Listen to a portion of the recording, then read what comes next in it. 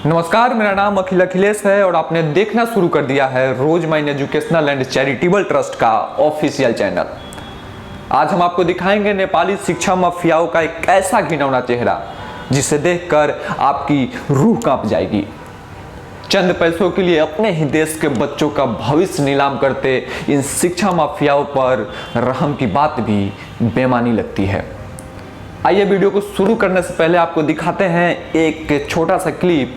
सबसे पहले ये राहुल शाह और रवि चौधरी, ये दो आदमी मिल करके मेरे साथ यह बोले कि आप अपने बच्चे को इंजीनियरिंग कॉलेज में किट में सबसे बेस्ट कॉलेज है उसमें एडमिशन करा दीजिए। उसका फ्री ऑफ कॉस्ट पूरा चार्ज एकदम लैपटॉप मिलेगा आपको, hostel free, tuition fee free. आपको उसके बदले में 4 लाख रुपया देना पड़ेगा। तो बहुत सारी बातचीत करने के बाद वो बोला जो 4 लाख देना पड़ेगा और इनिशियल अमाउंट 30,000 रुपया आपको देना पड़ेगा। रजिस्ट्रेशन वगैरह ट्रस्ट वगैरह को हम लोग को देना पड़ता है, ये पैसा भी हम ट्रस्टे को देंगे। आप अभी जिन अभिभावक को अपनी स्क्रीन पर देख रहे हैं, दरअसल ये अभिभावक नेपाल के रहने वाले हैं और यह अनजाने में ही नेपाल के शिक्षा माफियाओं के शिकार बन गए हैं। इन अभिभावक को यह बात तब पता चली जब वो हमारे पटना स्थित कार्यालय पहुंचे। नेपाली शिक्षा माफिया इस अभिभावक से 30,000 रुपये ठगने में कामयाब भी हो गए थे, लेकिन रोजमाइन इन शिक्षा के दलालों को छोड़ने वाला नहीं था, क्योंकि रोजमाइन की लड़ाई इन्हीं शिक्षा माफियाओं से शिक्षा को मुक्त कराना है। आइए देखते हैं इस शिक्षा माफियाओं ने इन अभिभावक को कैसे अपने जाल में फंसाया था। सबसे पहले सर आप हमें ये बताइए आप कहाँ से आए हैं और आपके साथ क्या ऐसी घटना घटी जिसके कंप्लेंट को लेकर आप नेपाल से चल करके पटना का जो हेड ऑफिस है हमारा रोजमैन का, यहाँ तक पहुँचे हैं।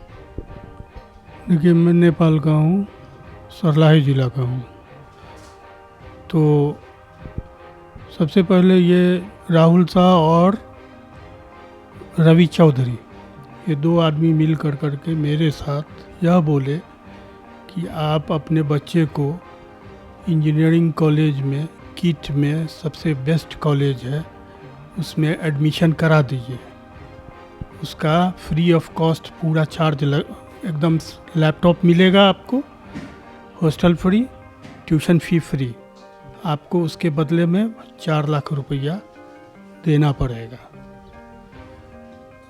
तो बहुत सारी बातचीत करने के बाद वो बोला जो 4 लाख देना पड़ेगा और इनिशियल अमाउंट 30,000 रुपया आपको देना पड़ेगा। रजिस्ट्रेशन वगैरह ट्रस्ट वगैरह को हम लोग को देना पड़ता है, ये पैसा भी हम ट्रस्टे को देंगे।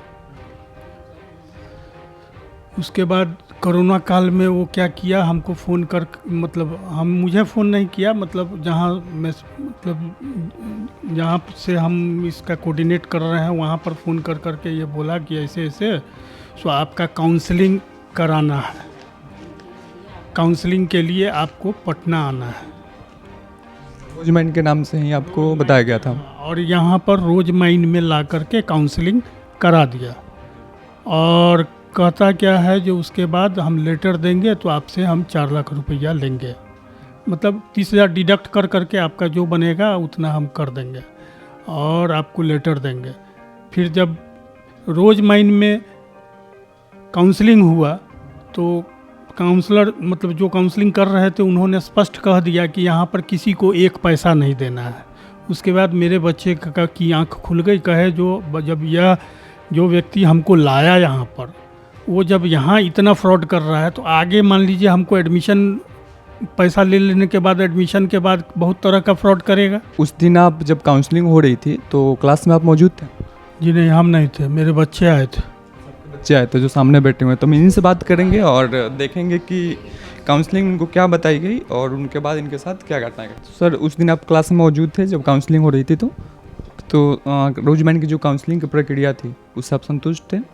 तो इसके बाद आखिर ऐसा क्या हुआ कि आपने यहाँ एडमिशन नहीं लिया और आपने सर से शायद बोला कि आप 1 सप्ताह का समय चाहिए मुझे, उसके बाद मैं आपको बताऊंगा या फिर एडमिशन लूँगा आकर के? देखिए सर, पहले तो हम सर के पास आए ऑफिस में, तो सर ने सारा बताया कि यहाँ पे सिर्फ सेंट्रल यूनिवर्सिटी में एडमिशन होता है अगर बच्चा एलिजिबल हुआ तो, और नहीं एलिजिबल हुआ तो स्टेट यूनिवर्सिटी में हम लोग कराते हैं। बस प्राइवेट यूनिवर्सिटी से हम लोग बच्चा को बोलते हैं मत जाओ उसमें, ठीक यूनिवर्सिटी के लिए रोजमैन जो काम नहीं करता। है। तो हम समझ गए कि इन्होंने बोला कि अब मैं प्राइवेट में कराऊंगा किट का नाम लेके, और सर बोल रहे हैं ये अलग बात कि ये अच्छे अच्छे कॉलेजेस में कराते हैं सेंट्रल और स्टेट आपको कोई प्राइवेट यूनिवर्सिटी में एडमिशन चाहिए था?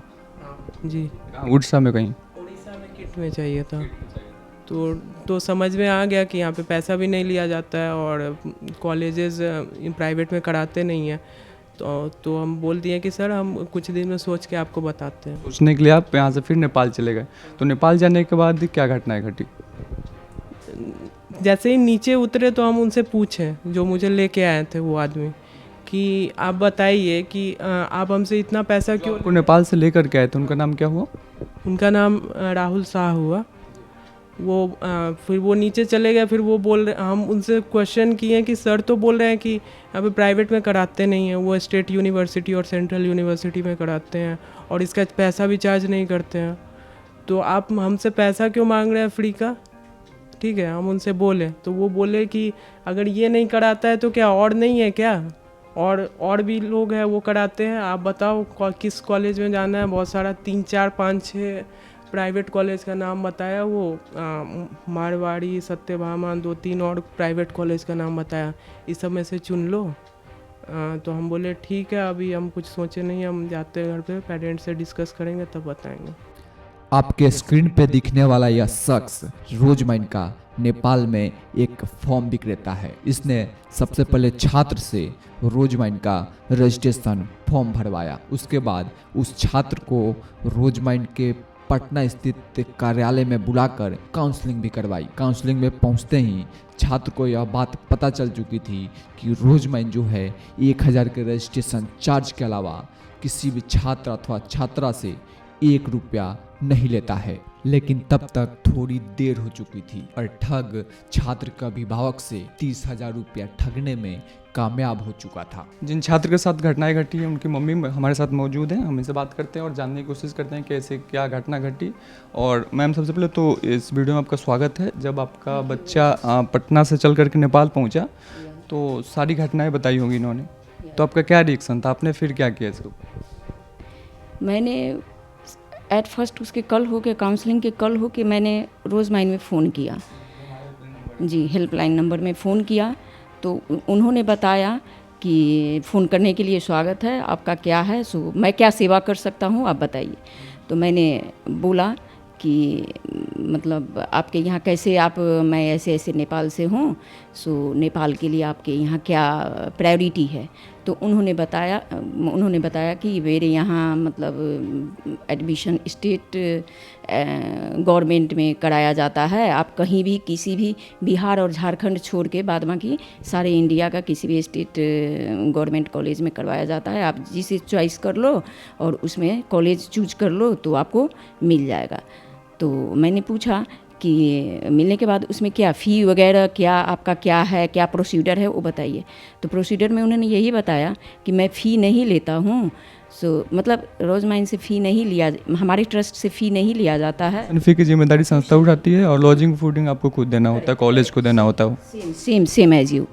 तो वैसे ही बताएं तो मेरे को डाउट हुआ, मेरा बच्चा का और मेरी बात दोनों मतलब इन्होंने जो बोला दोनों बात सेम लगा। उसके बाद मैंने फ़ोन किया राहुल शाह को, तो राहुल शाह बताया कि देखिए काम नहीं होगा तो हम पैसा दे देंगे। तो हम कहे कि तुम काम करवाया नहीं ऐसे तो हमको पैसा दे दो। तो उन्होंने बोला कि अकाउंट नंबर दे दीजिए, हम दे देंगे। उसके बाद अकाउंट नंबर मैंने उसको दिया, उसके बाद उन्होंने स्विच ऑफ कर लिया, उस पर लाया भेजा भी नहीं आज तक।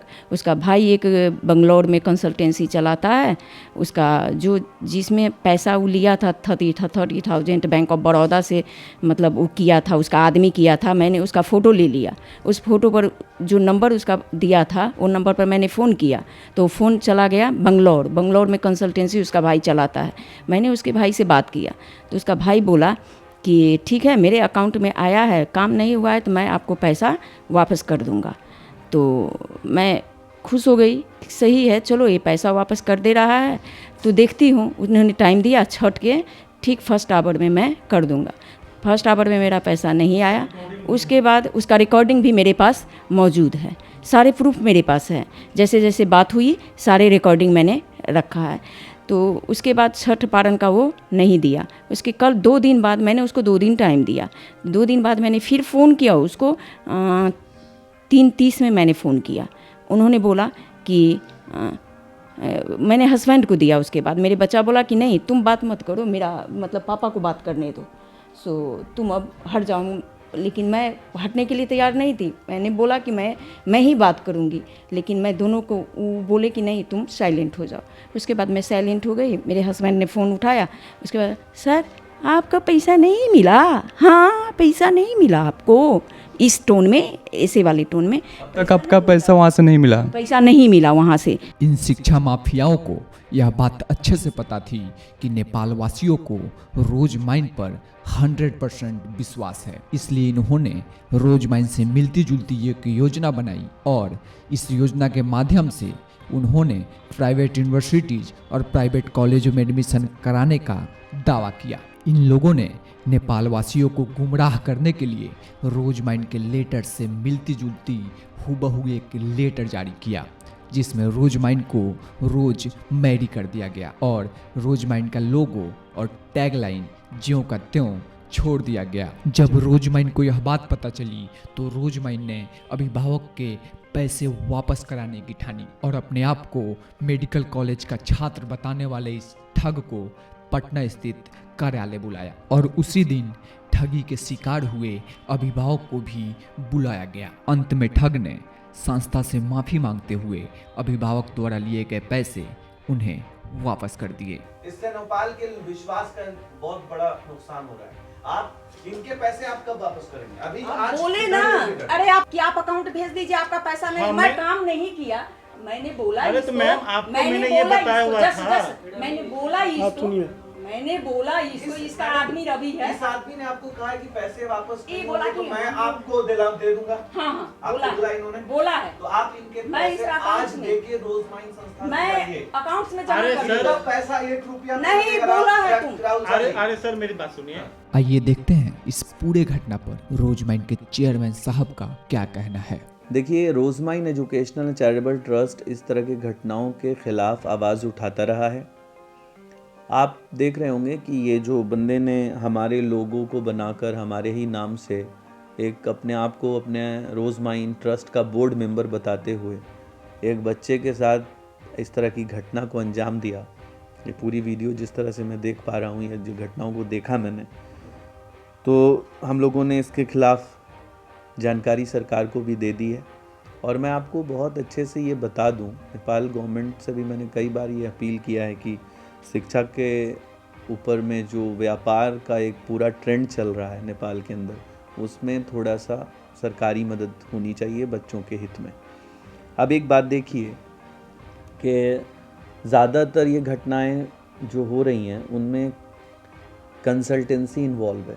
नेपाल एजुकेशनल कंसल्टेंसी एसोसिएशन क्या कर रहा है? इस तरह की घटना के खिलाफ इन लोगों के लिए क्या आवाज़ बन पाया? ये एजुकेशन के लिए जो प्लेटफॉर्म क्रिएट किया गया उसका तो दुरुपयोग हो रहा है। और ज़्यादातर मैं नेपाल के और भारत देश के भी बच्चों को ये बताता रहा हूँ कि जो बच्चा कॉलेज में पढ़ रहा है वो एजेंट बन चुका है 90% प्राइवेट यूनिवर्सिटी का, उससे दूर रहिए। और ये घटना में भी आप देखिए, अपने आप को ये बच्चा मेडिकल कॉलेज का 5th ईयर का स्टूडेंट बताता है और इस प्रकार की घटना होना, हम लोगों ने तो उसको पुलिस के हवाले इसलिए नहीं किया भारत में कि उसका करियर ख़राब हो जाएगा। हम लोग यहाँ करियर बनाने का काम करते हैं। तो एक बच्चा, उसके पिता पे क्या बीतेगी, उसके माँ पे क्या बीतेगी, उस समाज में जो एक बच्चा डॉक्टर बन सकता उस पर, उसके समाज पे क्या उसका असर पड़ेगा, इसलिए हम लोगों ने उसको यहाँ से बाइज्जत जाने दिया। लेकिन मैं फिर भी कह रहा हूँ कि मैं उन बच्चों को, जो बच्चे इस तरह की घटना में पढ़ करके अपना करियर ख़राब कर रहे हैं और जो बच्चे एजेंटों के माध्यम से भारत में एडमिशन लेते हैं, उनको एक बार रोजमाइन ट्रस्ट आना चाहिए, संपर्क करना चाहिए। इन सारी घटनाओं से बचने का एक ज़रिया, एक प्लेटफॉर्म क्रिएट किया गया है।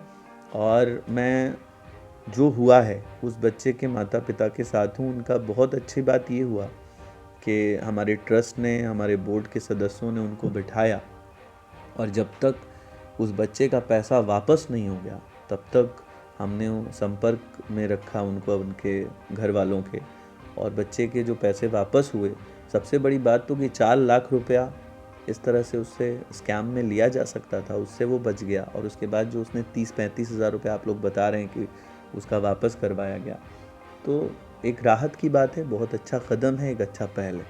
मैं चाहूँगा कि नेपाल देश के सभी छात्र छात्रा जो अभी +2 में पास होने जा रहे हैं, उनके लिए मेरी तरफ से बहुत शुभकामनाएं, और इस प्रकार के घटनाओं से वो दूर रहें, बच के रहें, सतर्क रहें। जानकारी लेने के लिए यूट्यूब चैनल रोज़ माइंड का जिस तरह हमें रिस्पॉन्ड मिल रहा है, आपके प्यार जो आपका मिला है यूट्यूब पर और फेसबुक पर, उसको कंटिन्यू रखें। जानकारी इससे हम लोग और देते रहेंगे। धन्यवाद। तो आपने देखा कैसे शिक्षा माफिया नए नए तरीके अपना करके बच्चों को, अभिभावकों को ठगने का काम कर रहे हैं।